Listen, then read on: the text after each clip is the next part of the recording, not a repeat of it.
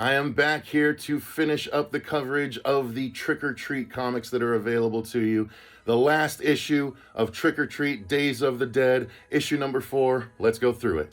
The fourth and final issue of Trick or Treat Days of the Dead is called Monster Mash, and it starts off with the grandpa still espousing the virtues of Halloween to his granddaughter on the front porch. He tells her that he has one more story for her. Apparently, each issue has been a different story, even though we didn't see the grandpa or the granddaughter in issues 2 or 3.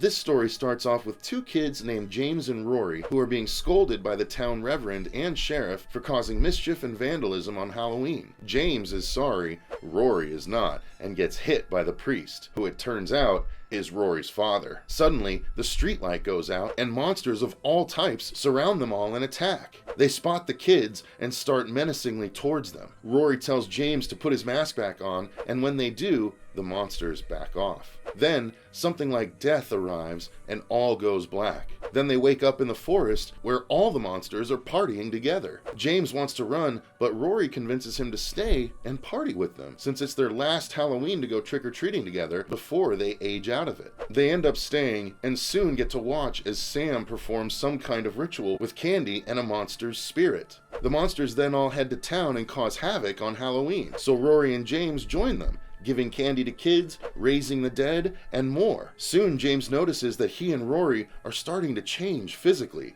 becoming more and more like monsters themselves. Finally, all the monsters decide to attack the church where all the grown-ups have taken sanctuary, being led by Rory's father. And the grown-ups flee from the church into the night as they attack, but a few remain, still being menaced by the monsters. The Reverend is confronted by Rory, who almost attacks him, but instead says he'd rather be a monster than a man like his dad.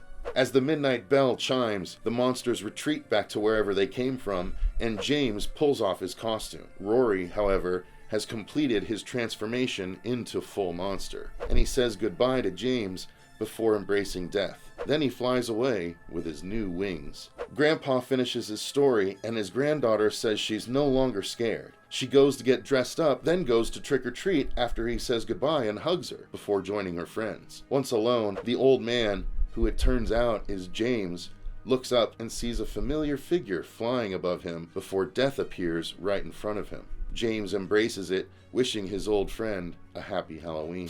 So that's it. That is all of the comics associated with the Trick or Treat franchise, all collected in this nice, lovely hardcover if you can get your hands on it. But let me know what your thoughts are in the comments down below, and I will be back for more comic coverage in the very near future.